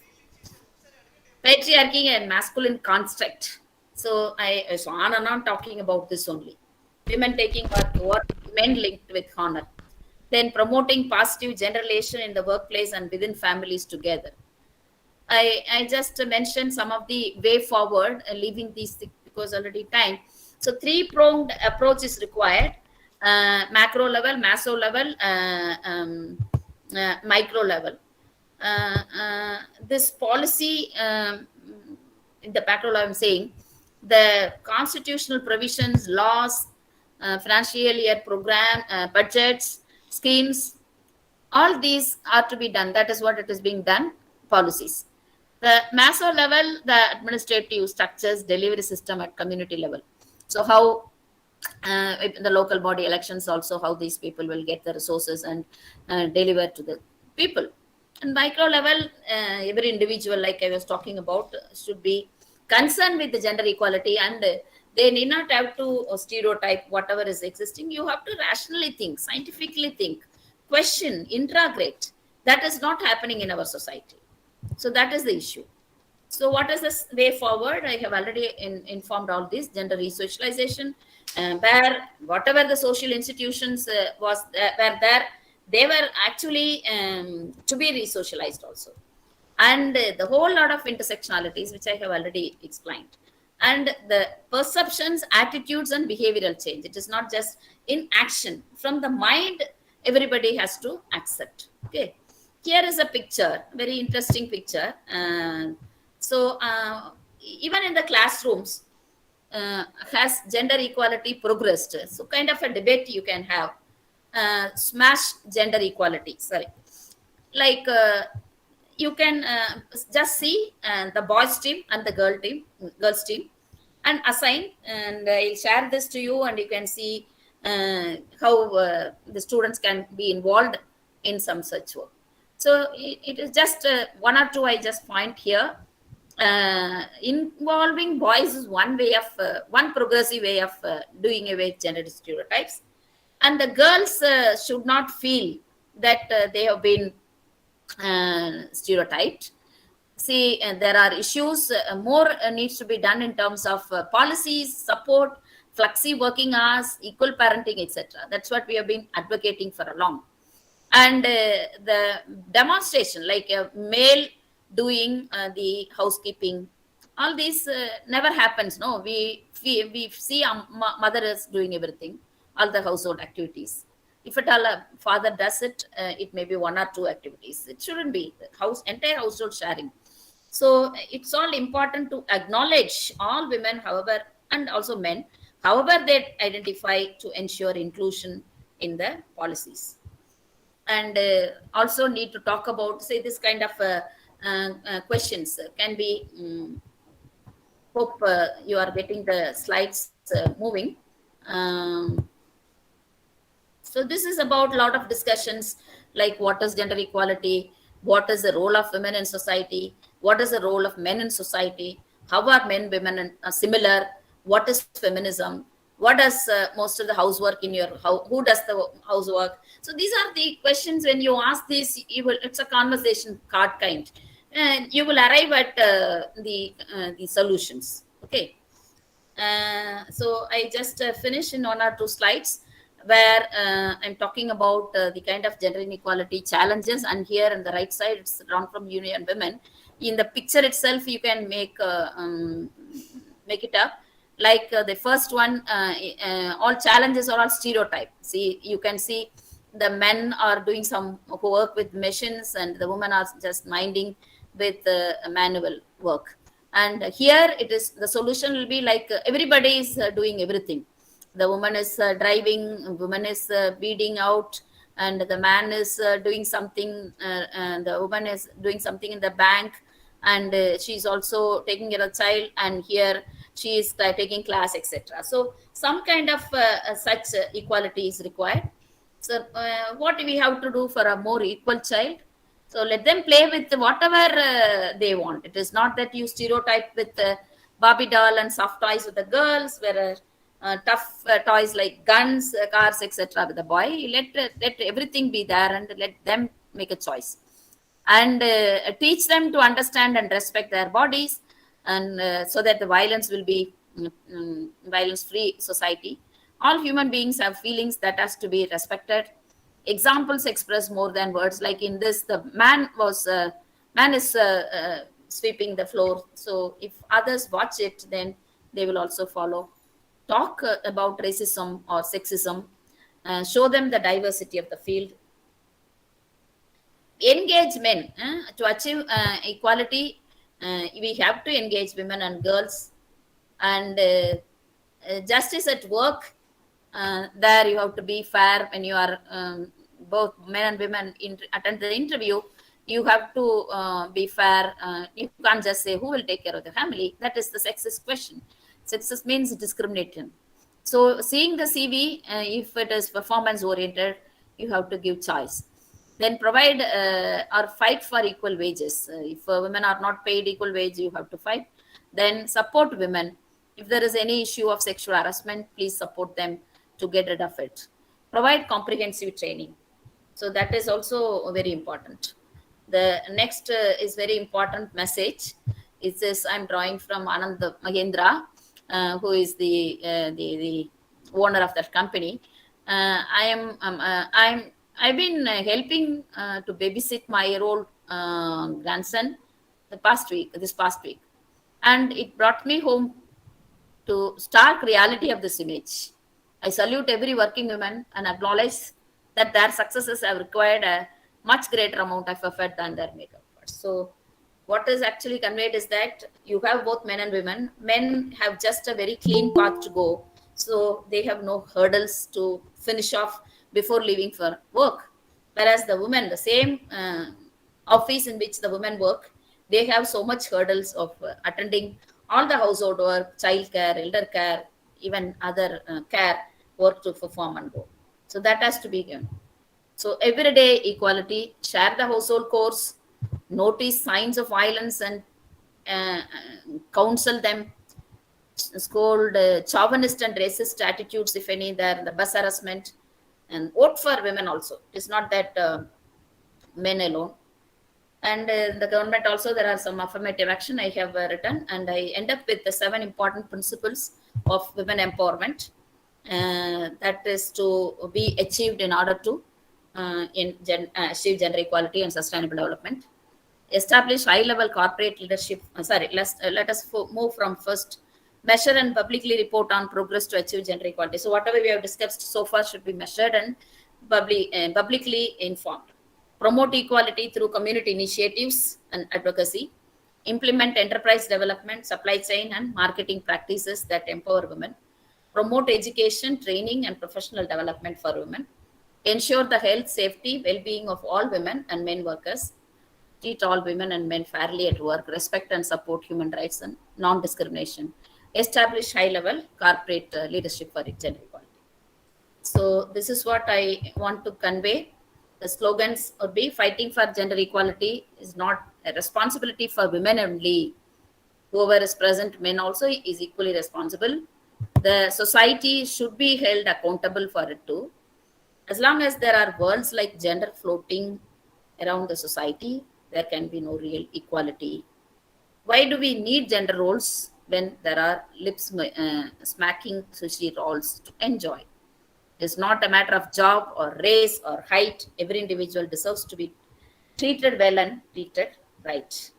So this is the slogan. With this, I stop. Thank you very much for the listening, and I'll be happy to answer any questions. I have to also move to another meeting with Bangalore University Advisory Committee immediately. So take 1 or 2 questions and I leave. Thank you. Thank you very much.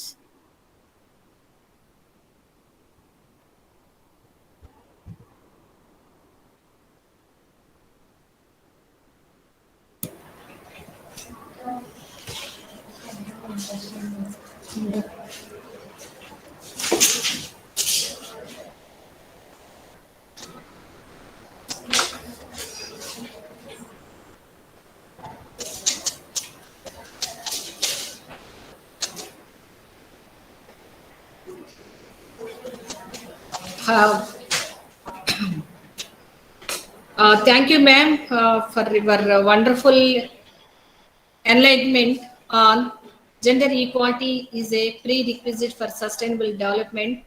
Really, you enlightened our students and other staff members in a very well manner, and it's highly informative and great enlightenment, especially the women community. Really, madam, once again, hearty congratulations, and thank you for your wonderful talk. And you have highlighted, hello, ma'am. Yes, I am here. Yes, miss.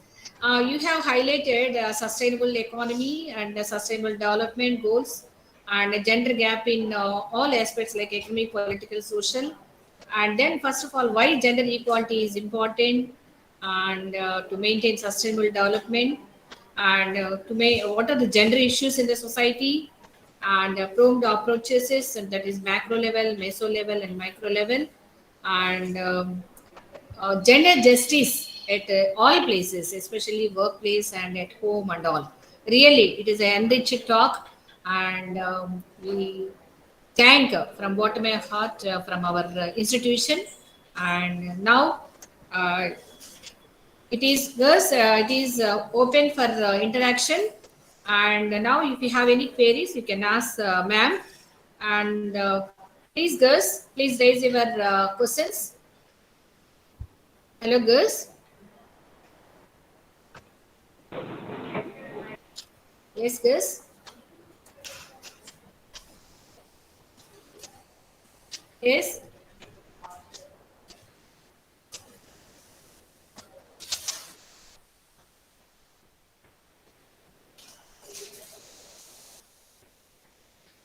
Girls, please raise your queries, girls. Session is open for interaction, and you could Good morning, ask. ma'am. Yes.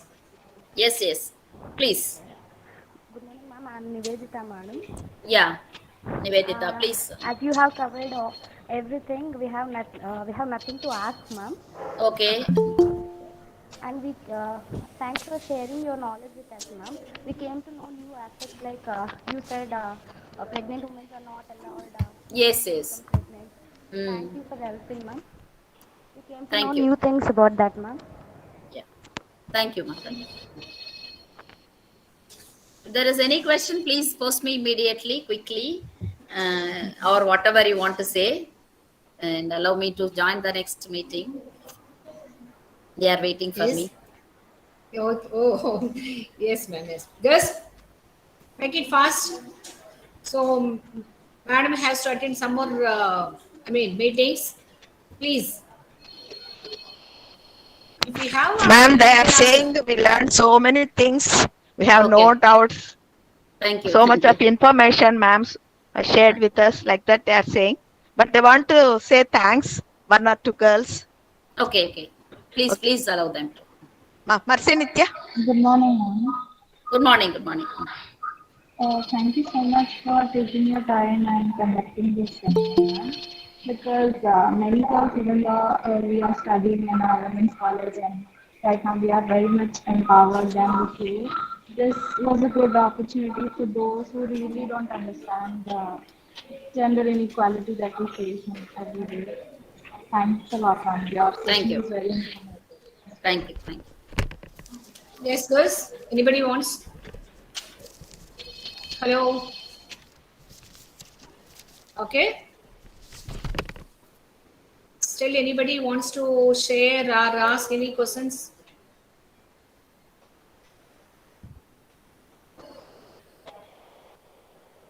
Yes, girls. Okay, ma'am. Uh, Yes. Thank you. so Thank you very much. yes, Miss. Once again, we thank ma'am from Thank you. bottom of our heart, especially our from our institution and from our department. Really, Thank we you. are lucky enough, and we will invite in future also for some more guest lectures.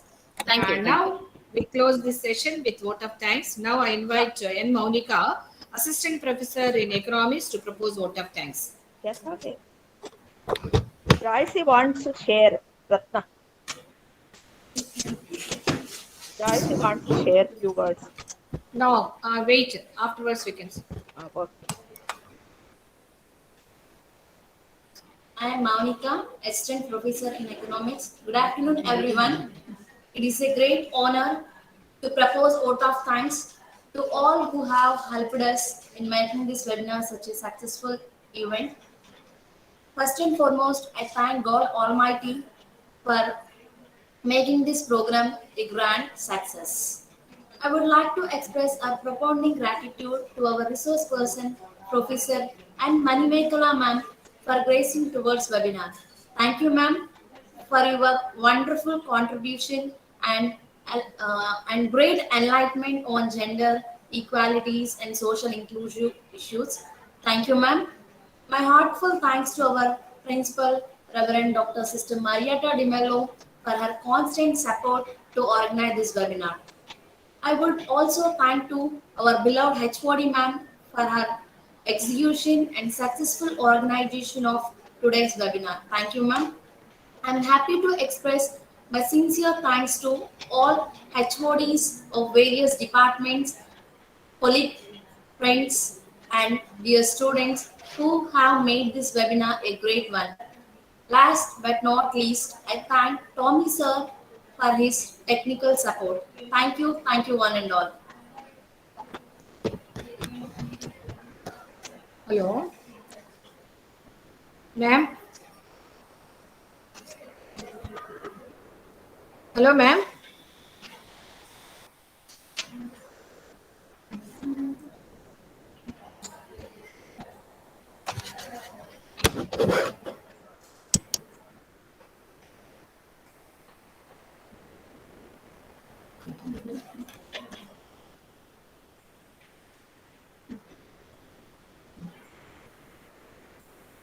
Okay, girls, and we'll be back.